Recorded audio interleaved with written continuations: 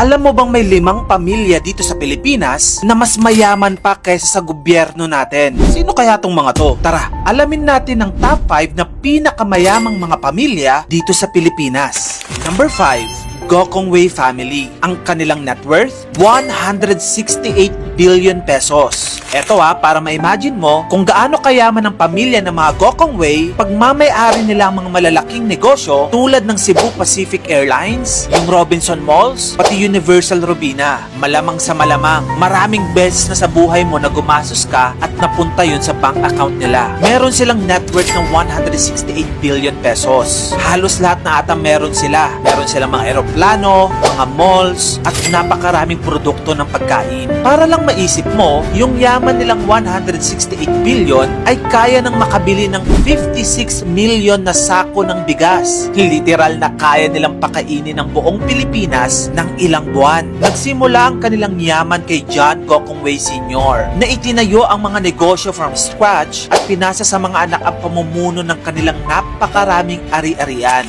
Number 4, Caktiong family. Ang kanilang net worth, 176 billion pesos. Ang iconic fast food na Jollibee ay pagmamay-ari ng pamilya Caktiong. Pero hindi lang yon, hawak din nila ang Mang Inasal, Chowking, Greenwich at Red Ribbon. Kaya siguradong sigurado ako minsan sa buhay mo, gumastos ka na para sa kanilang mga negosyo at nakapag-contribute ka na sa yaman ng pamilya Caktiong. Sa dami ng kanilang kinikita, kayang-kaya na nilang pakainin ng 115 million population ng Pilipinas ng kanilang sikat na Chicken Joy Meals. Pero alam mo ba na nagsimula lang si Tony Caktiong bilang ice cream vendor hanggang sa nag-hit ito sa masa at dumami ng dumami ang ino-offer nilang mga produkto. At the present, Jollibee na ito ngayon, and it has now expanded to international countries na hindi lang mga Pilipino na ang nahahayok dito, kundi pati na rin yung mga foreigners. Jollibee is definitely an OG trademark of Filipino fast food. Number 3, Villar family. Ang net worth ng pamilyang ito, 800.8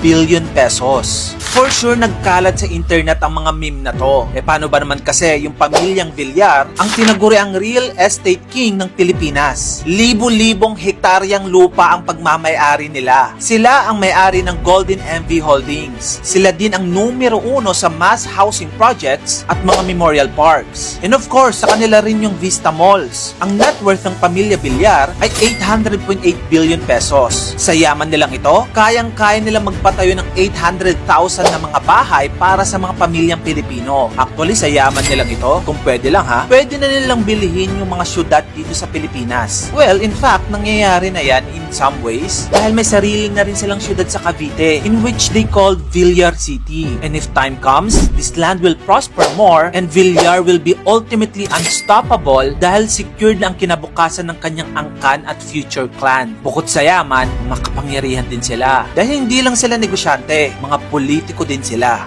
Number 2, Razon family. Ang kanilang net worth, 864 billion pesos. Alam mo bang ang pinakamalaking port operator sa Pilipinas at sa ilang parte ng mundo ay pag-aari ng Razon family? At ang Razon family, mga Pinoy. Sa kanila ang International Container Terminal Services Incorporated na nag-ooperate sa Asia Pacific, Europe at Americas. Isipin mo yung net worth na 806 billion pesos times 4 pa na mas malaki pa sa budget ng Department of Health dito sa Pilipinas. Ganun yun kalaki. Paano ba naman kasi ang CEO na si Enrique Razon Jr. ang kasalukuyang namumuno sa empire na ipinasa mula sa kanyang ama na nag-expand ng negosyo mula pa nung World War II. Ngayon, hawak nila ang malaking bahagi ng logistics industry sa bansa at abroad. Kaya patuloy ang pagtaas ng kanilang yaman.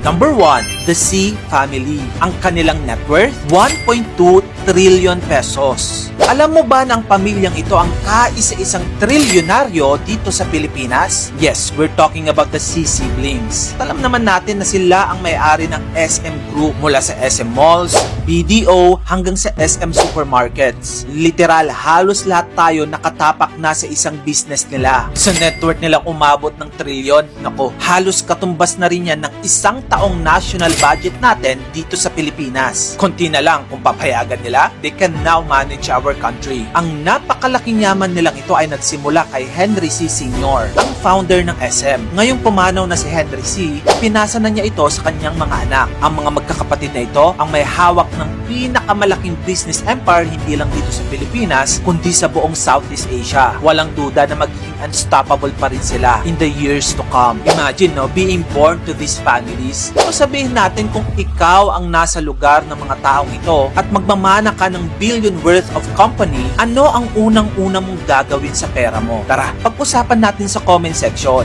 At kung gusto mo pa ng mga ganito pang klaseng video, follow mo na ako. Yun lang, maraming salamat sa panonood.